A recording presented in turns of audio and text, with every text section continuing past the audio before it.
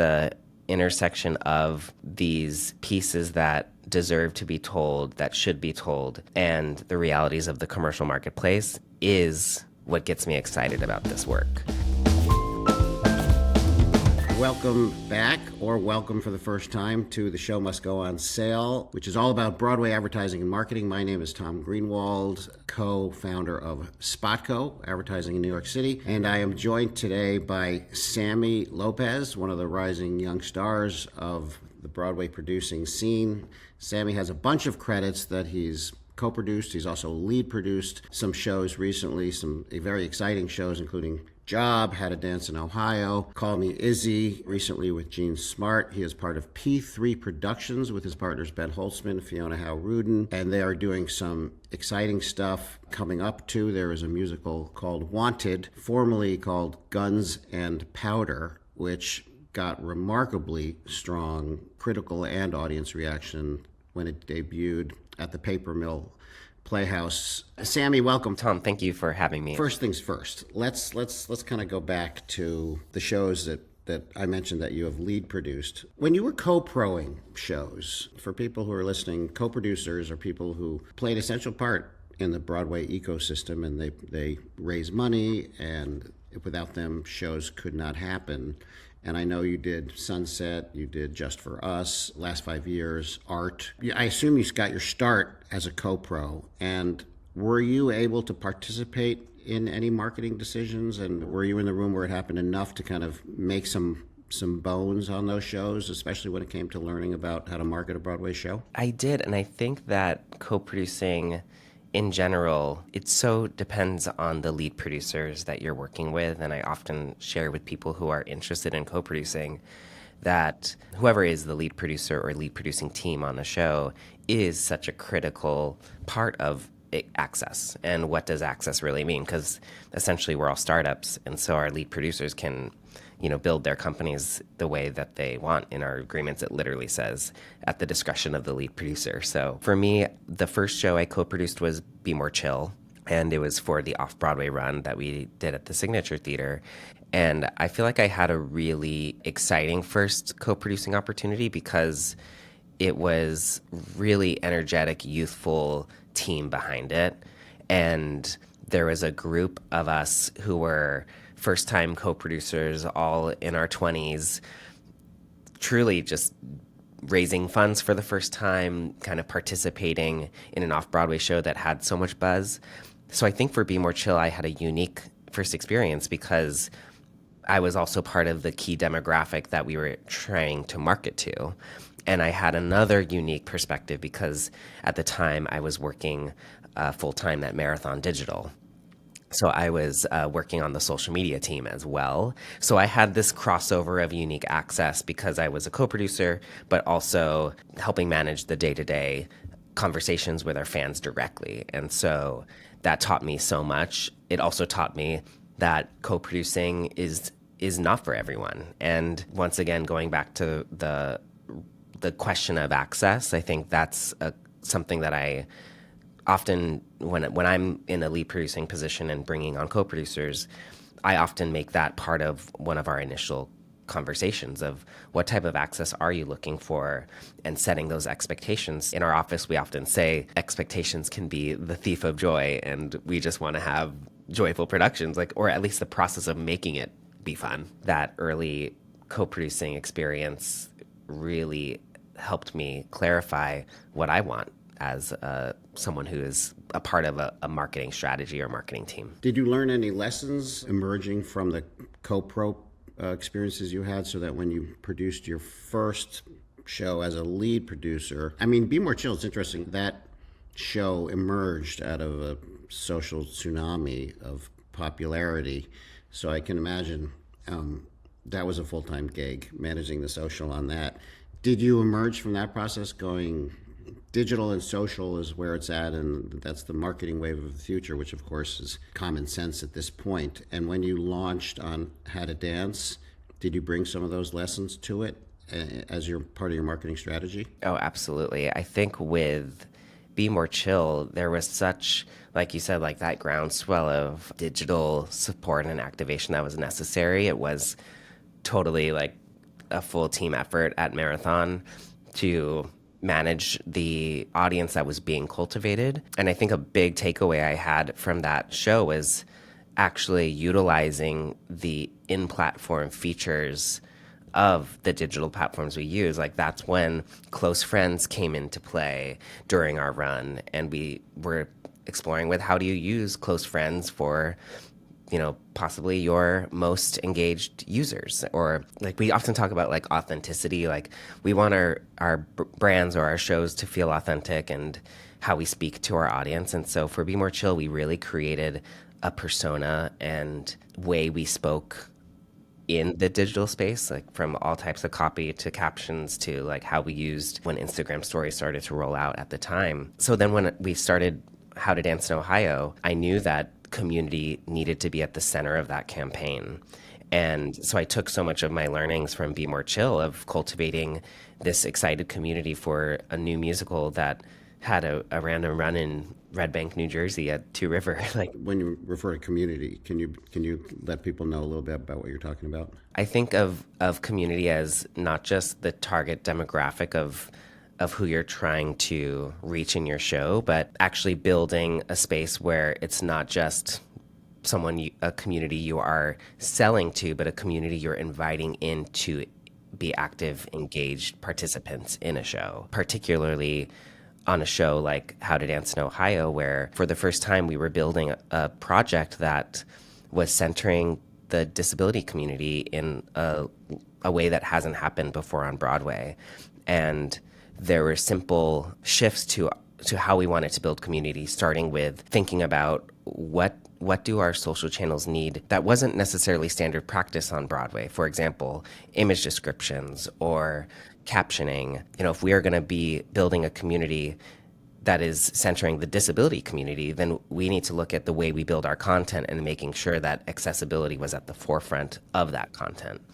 So it really taught us a lot. And so I think community is not just what is behind our ad dollars, but it is how then, once they're there, how do we support them and offer them opportunity to directly engage with us. How much do you think about marketing when you decide that you're going to move ahead with a project? Because anybody who looks at your resume sees challenging, original, not based on world famous IP.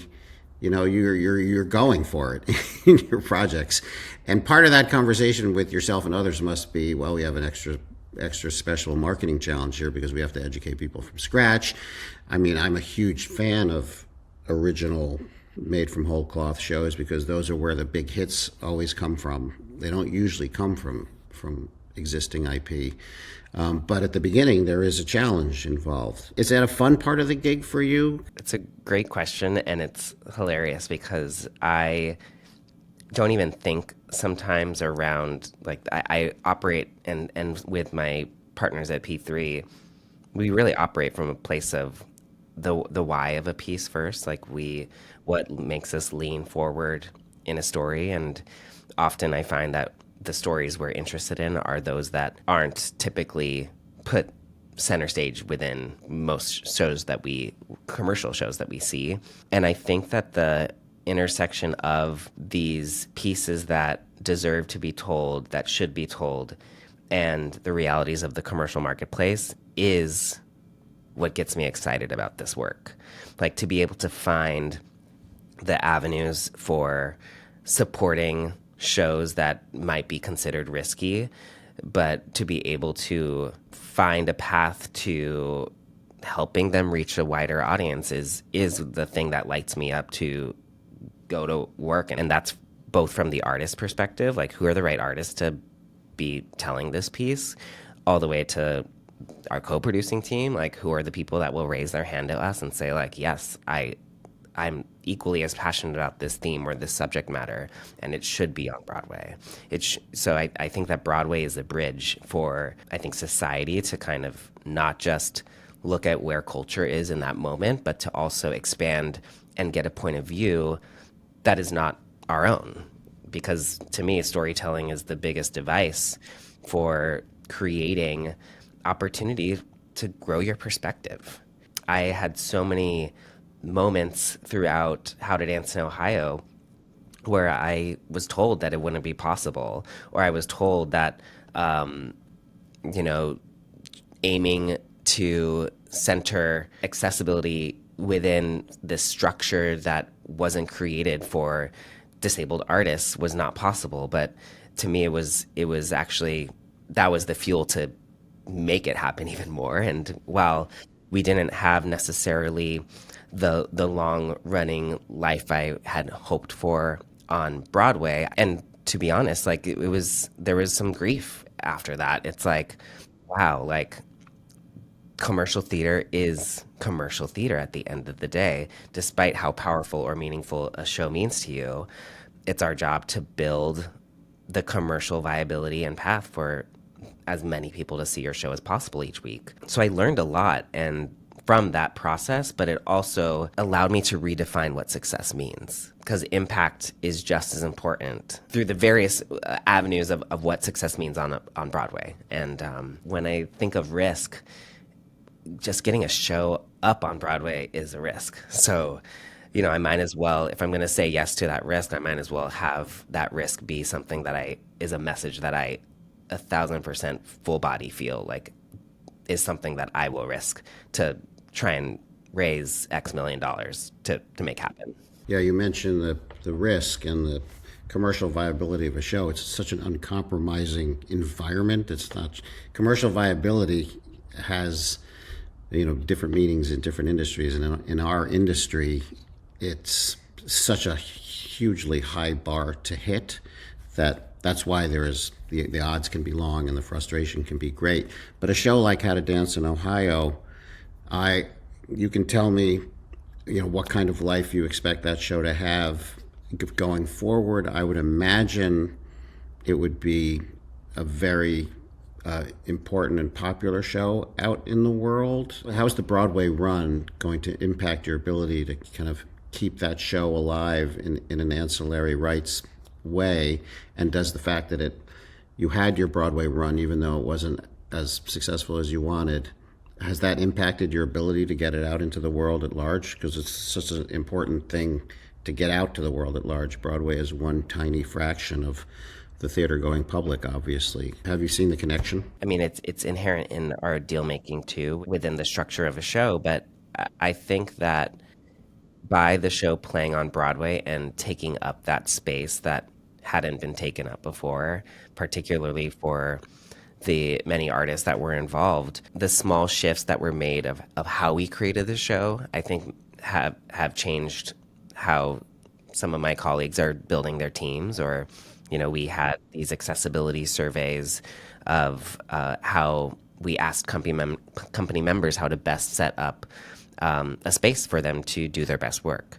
And I know that other shows have since adopted that practice of, before we even get in a room, let's talk about how we should build the room. From an industry perspective, there's been some change, but I think by the show playing on Broadway, we've been able to have the show, it's going to be licensed by MTI, Musical Theater International, and have its life. If the show didn't play on Broadway, if we didn't have that original Broadway company album, like that is the catalyst for other people to experience and learn about the show. And I think what also is important about the Broadway step for that piece in particular was opening up the show for other mediums, whether it's in film, online, international opportunities.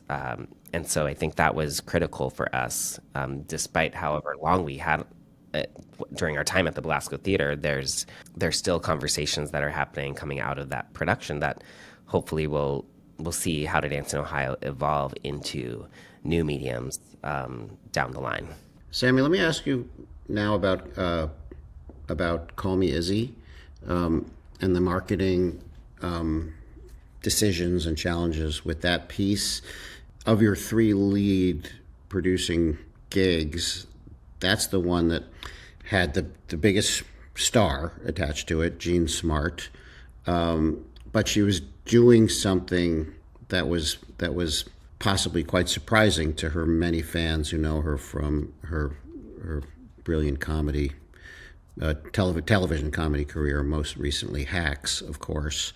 And this is a show that was a very serious show, which Jean Smart played a writer suffering from domestic abuse. Do you remember early marketing meetings for that show and discussing how to attract her audiences, but also telling them that this was something different for them? And was that a challenge? Yes. Call Me Izzy was, I think inherently a piece that is another one of those where I knew the story hadn't necessarily been centered on Broadway, and particularly in a solo show on Broadway. But with on that show, we're partners with Robert Aarons as our lead producing partner. And, I remember those early conversations in the marketing room with the SpotCo team around what this show is and what it isn't. And I think at the end of the day,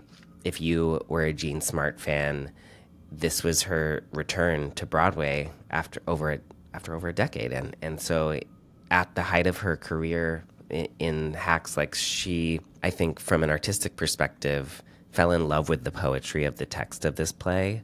And we knew that if we just further emphasize what the event is, the event is seeing Jean in a theater in that intimate space for 90 minutes, that is truly a tour de force. It wasn't a comedic, stand-up session. It was truly, you're in a space with this character who was in real time sharing some of the darkest parts of her current situation. And to me, that's theatrical.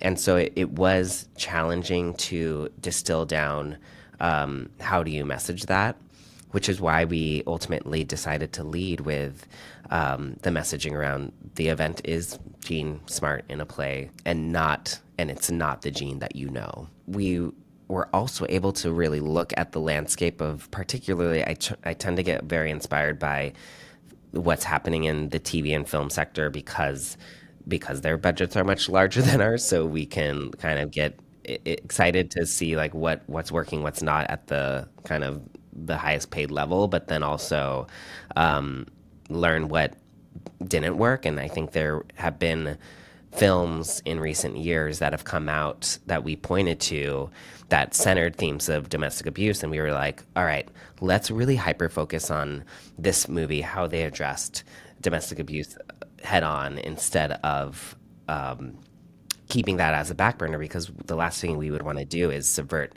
an audience expectation, and suddenly they're not comfortable being in the theater because of the subject matter. So that was a challenge, and I think now we're used to turning on Netflix and seeing a content advisory as the first frame of a TV show, and that's something that is, I think, an ongoing discussion for live theater, because how do you open your theater door to offer audience to experience something, but also make sure that they are taken care of simultaneously? That's true. And I think the other issue with the point you just raised, Sammy, is that if you woo an audience into a theater under false pretenses, or without telling them at least a little bit about what they're going to experience, your word of mouth will suffer, because the expectations will be that a person's going in to see Jean Smart. Oh, this is going to be hilarious. And as impactful as the show might be to them, if it's something completely different than what they were expecting, they might either feel slightly bamboozled or just so unsettled to the point that they're not going to give you the word of mouth that you need. We've had so many of those shows over the years where if you told them what it was about, you would be risking their attendance in the first place. But if you didn't tell them how hopefully the play would or musical would make them feel, then they'd feel slightly duped. So it's a good point. People just, when you're Jean Smart, who's known for her most recent Hacks, of course, but in general, people would call her a brilliant comic actor. and people forgot that she was just a brilliant actor, period. And this was able to remind them of that. Producers wear so many hats when they're putting on a show. Is the marketing hat a hat you look forward to putting on? Is it one of the fun parts of the job for you? Yeah, I need to be honest that marketing is my favorite part of the process besides the creative development and working in that, kind of creative sandbox with the authors and creative team. The marketing to me is essentially the mouthpiece of what's happening in creative development. And so I think because I worked in social media, I worked in marketing at Center Theater Group in Los Angeles, as well as with a few agencies here in New York. I I feel like when I was solely wearing the social media manager or account manager hat, I felt like I was a sponge getting like my master's degree in marketing because I was in rooms with some of the top lead producers on Broadway, watching them in real time decide, is this something we want to try out in a campaign, or that didn't work, or the data shows that our audience isn't on that platform, and just being a part of those discussions for, I did social media management on Broadway for about 10 years. And I feel like that is why to this day I love being a part of a marketing process, because of the collaboration that is required. It feels like I'm also in that same headspace as I am when I'm in a creative development session with a writing team. It's like at the end of the day, the ideas, it should be a space where the ideas are flowing. And so I, just to directly answer the question, I really look forward to our marketing meetings and how you can set up the ethos of a team of, everyone should have the ability and the overall spirit that they can contribute to this conversation. Because clearly everybody that's in the room, is either an expert in their lane and can contribute something that could shift a campaign in a second. Did you work at other marketing shops besides Marathon? I worked at Pico Group in 2014. It was one of my first times working particularly on off-Broadway campaigns, which I feel like also opened my eyes to what I love about producing, which is in ways like off-Broadway feels like you can roll up your sleeves a bit more. I think that off-Broadway taught me so much of like, oh, I can, piece together this like front of house, activation in a way that feels almost grassroots and fun, or like, and so my days at the Pico Group actually really opened my eyes to like, no, the marketing team is just as creative and has the possibilities to like get in the weeds of a show as any other role on the team. No SpotCo stop along the way, though. What the hell? I know, I just was waiting for the right moment to come collaborate with you guys after the pandemic. I have a question about like how much impact you think marketing can have. Are you willing to change horses midstream in terms of marketing, how to market a show? If you feel like you launch with something and it's going okay, but it's something's not quite clicking, will you circle back to the marketing and say, let's try something else? Do you feel like the marketing can make that kind of a difference? How much stake do you put in the actual marketing of a show as far as kind of what you've learned in your shows so far? Yeah, I mean, I think Wanted is an example of making a very like sharp turn pivot to the title of a show. How did that come up? Wanted, previously Gun and Powder, was the first show that my producing partners and I optioned now, almost a decade ago. And so we've been, in the development process with the writers who are incredible, Angelica Sherry and Ross Baum. And I went to college with Ross. When Ross was at NYU, I would spend time with Angelica. So we have this long-term relationship and friendship. And I think as the show continued to evolve and develop, it was also a challenge for us to continue to look at like this. They had been writing it for around 8 years at the time when we decided to move forward in changing the name, and I think it was in response to Angelica and Ross not feeling like the title was reflective of the story that it has evolved to over the course of the many years of development. And while we were at Paper Mill, and which is part of the reason I love a pre-Broadway out-of-town opportunity to test your materials, we learned that the word gun was flagged within the community guidelines on Meta and Google, and our ads were suppressed. And we didn't want to change the name of the show without informed data to back it up. And so when we were discovering, like, why aren't these ads converting, or why aren't they performing, or why are certain social posts, if there's the word gun in it, there's like no engagement, but if there's another video that's posted right after that, the engagement is 3 times that. The questions just started to come without answers. And so we were like, we need to point to data. And we brought in this incredible team called Special Forces, which is a advertising team that hadn't worked in the theatrical marketing lane, but they've worked with big brands such as Lululemon and YouTube and other companies that had gone through rebrands. And we had just asked them to support this process of how do we use data to help us answer some of the questions that had been coming up.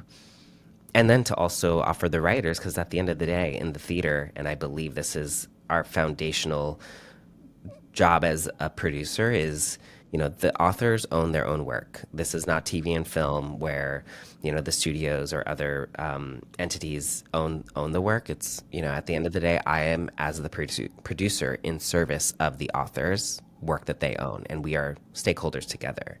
So I knew like we couldn't just, if the data pointed to a certain name, then that's the name we went with. Like it needed to be that collaborative balance. We tested names. We worked with partners at Telecharge for individuals who purchased new musical tickets in the last 5 years. We identified certain shows that we wanted to test against using data from those ticket buyers. And then we segmented some lists to non-theater people because we didn't want to just get feedback from those that see shows or see new musicals, but we wanted data from people that might just, be scrolling on their Instagram feed and discover this new show. And so it was very interesting, and it shifted how I think some of my marketing decisions are made now of not just relying 100% on gut, still making sure that the gut and instinct is there, but because the way our digital platforms are operating now, like we can get so granular and really use data to our advantage without compromising the creative process. Yeah, I agree with that. I agree that you have to take data as a valuable tool without taking it as a religious text. My best example for that is how they react to the question, do you want to see X? And X being an incredibly popular piece of IP. And they say, yes, absolutely. I loved that movie. Of course I would want to see it as a musical. Whereas what I really think is that they want to see something brand new that will surprise them that they've never seen before. And as I said before, that's why I admire so much your track record of producing new original stuff, because I think that's where the breakthrough pieces of Broadway theater come from. They come from new, transcendently surprising material that makes people leave the theater and offer word of mouth at the level that a show can become a hit in this in this uncompromising financial situation. Other than Disney, if you look at the big hits of the last 50 years, almost all of them are from pieces of material that are unfamiliar to audiences. But in data, the data would tell you the opposite. So you have to kind of take that stuff with a grain of salt.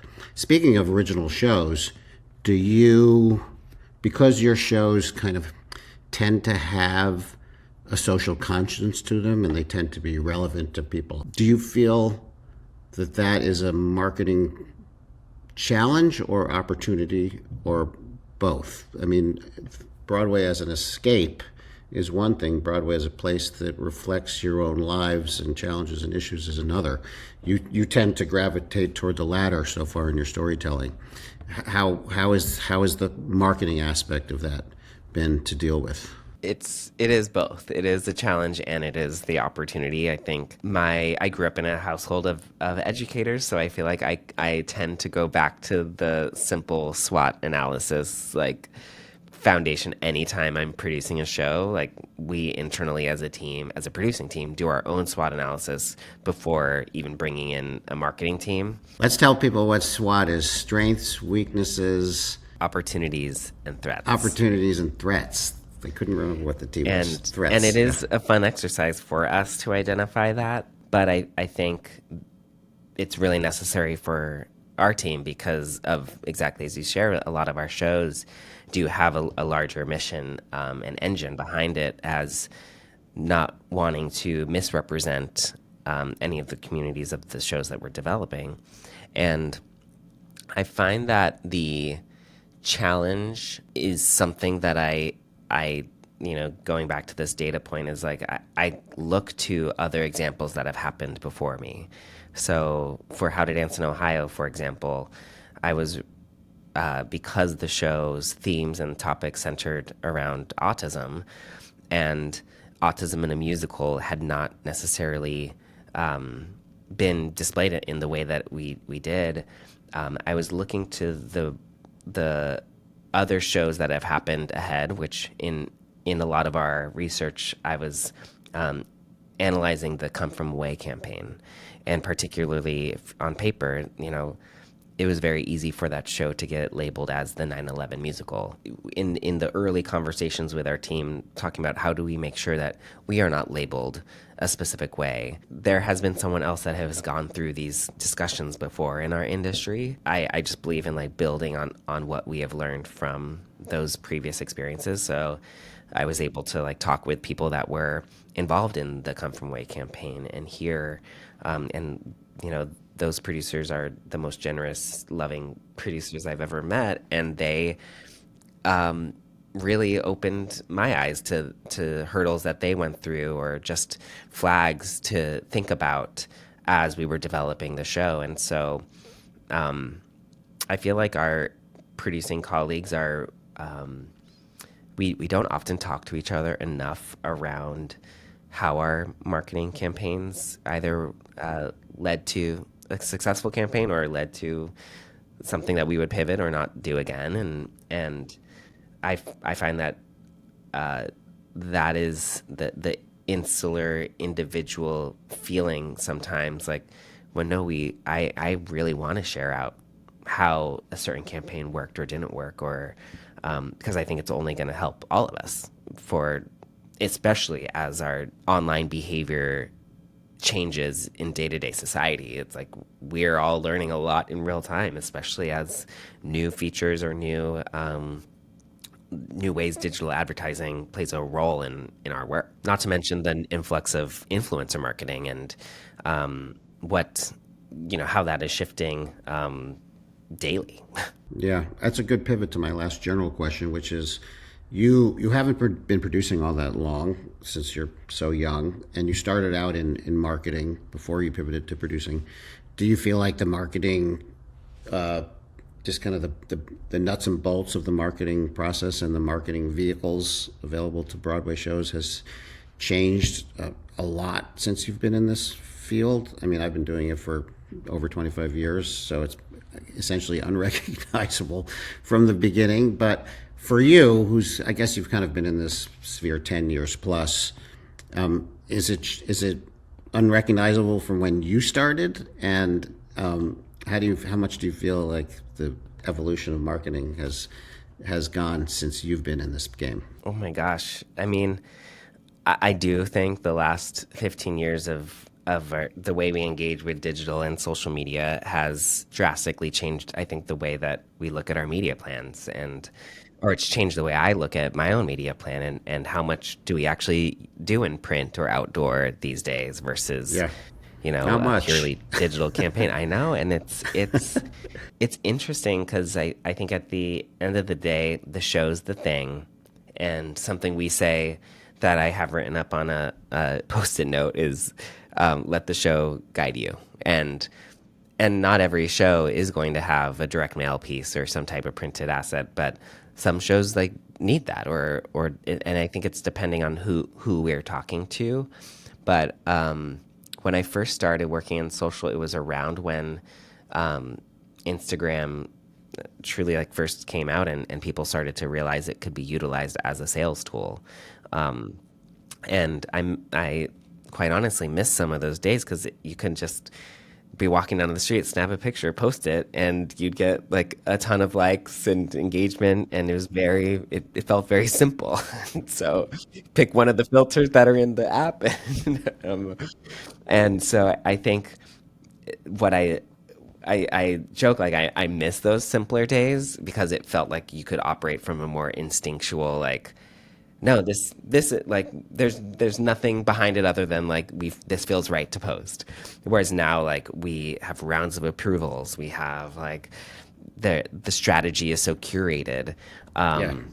Testing and data points. Yes, and utilizing engagement as a tool for future content of, is this a direction you still want to go in or not? And so while I think all of that is great, I do still believe that feeling of instinct needs to remain. And an example that I love is actually a show that I'm working on with Spot called Mexodus, which we had a off-Broadway run this fall.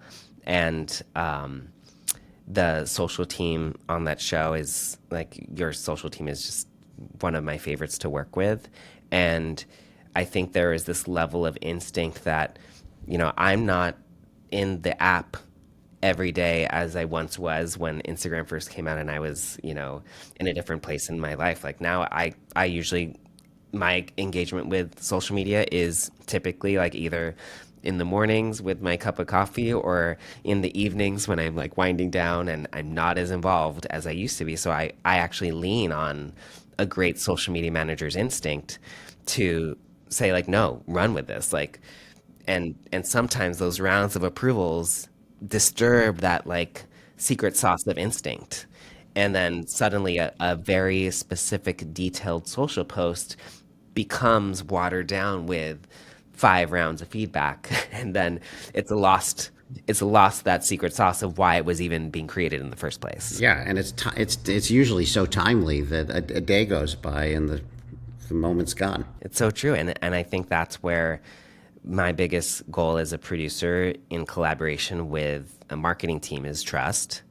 It's like I really do trust the people that I want to work with in the external communications of a show, and I think of the trust is, it's always something that is evolving, but from a social perspective, like if we're not trusting the people that are building the content, then it kind of shows when you're like, I can kind of feel that sometimes when I'm looking and scrolling on other pages and I'm like, oh, that is an unclear social post for that brand or something. Well, it's like, committee decisions equal watered down product. So that's part of what we're talking about. It's funny you said that you missed the simpler times from 10 years ago. And I'm like, 10 years ago was already very complicated from my perspective. I missed the, one ad on CBS Sunday Morning, one ad in the Sunday Arts and Leisure, a billboard, and maybe a radio spot. And everybody could, regroup in 2 months and see how things are going. In the 90s, baby, the 90s. Sammy, before I let you go, I want to ask you 2 quick questions. First, what is your kind of the campaign that you've worked on that you feel most captured what you were trying to do for a particular show? And what campaign out there that you didn't work on, a show not of yours, that you admire because you think they solved the marketing uh, conundrum that is getting butts and seats to a Broadway show? So first, one of your own. Oh, this is so hard, Tom. So, um, uh, I mean, How to Dance in Ohio was a piece. It was our first time lead producing on Broadway. It was a subject matter that was so dear to my heart from both a personal perspective, but also just all the creators involved. And knowing that we didn't have any stars or we we needed to really work to build a brand fast, and it was still at a time coming out of the pandemic where we were also up against just getting general audiences back to the theater at large as an industry. But we were able to put together a collaboration with Macy's that, with the support, and this is an example of how critical it is for lead producers to bring co-producers into a process. And if they want access to marketing, and one of our co-producers, Ann Keating, had really supported us in bridging a collaboration with Macy's.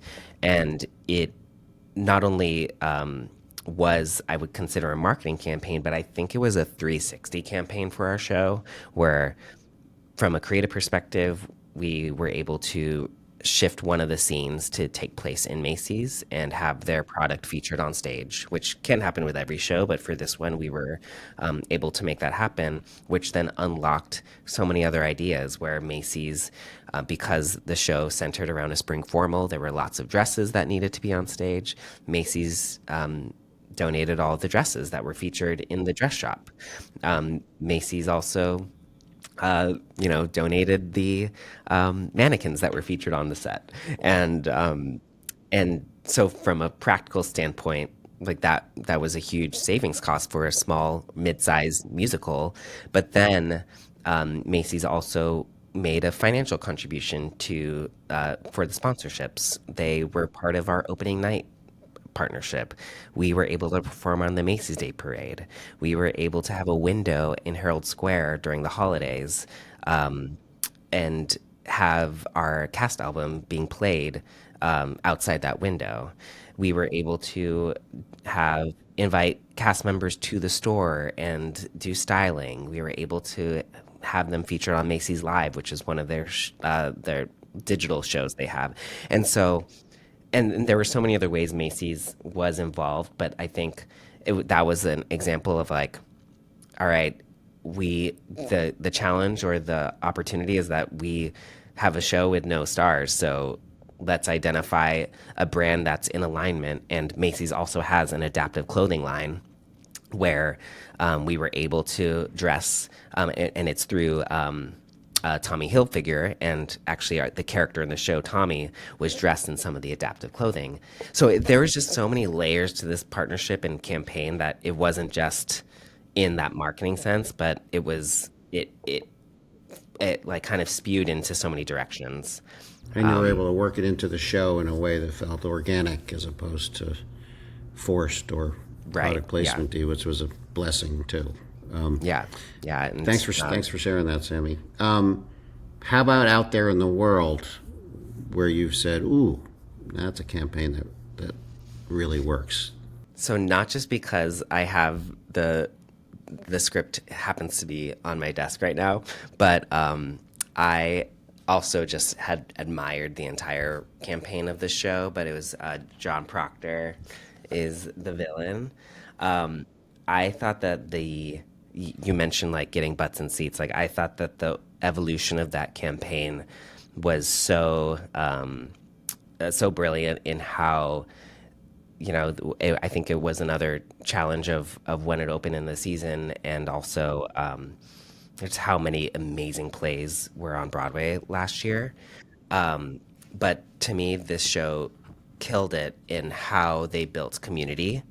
And by the end of that show, it was a hot ticket, and it was the being in that theater truly made me want to make more shows, because it was like the way that I was able to feel the community, not just in the digital space, but like literally in the theater. It's like Sammy, that's what you I want. I happened to see that show on an afternoon where school groups were in the house, and they went completely batshit. They loved it so much, and these were 14 and 15-year-old kids from the city. I'm like, okay, like more of this, and Broadway theater will survive. That was a really memorable experience, and that's a good example of a show that it did have a star, and but not a super duper star, and it had an unfamiliar title, and it just was so good. And I agree with you that the marketing kind of captured what was magical about what was happening on that stage, that people left the building going, holy shit, you have to go to that show. And that's what it takes these days. And you're right, by the end they had a ton of momentum going. Sammy, I haven't seen it, but I'm hearing Wanted, formerly Gun and Powder, delivers a similar experience. You're promising that show on Broadway, or as promising can get in this business, for 2026. Is that right? That's the vibe. Okay, that's the vibe. That's as definitive as it gets. Sammy Lopez, thank you so much for joining us today on The Show Must Go on Sale. It was great to talk to you. It was a really interesting conversation. Thank you so much, Tom. Congratulations on everything that's happening, and keep an eye out for this show that is the real deal, Wanted, Sammy's next show. Thanks, Sammy. Thank you.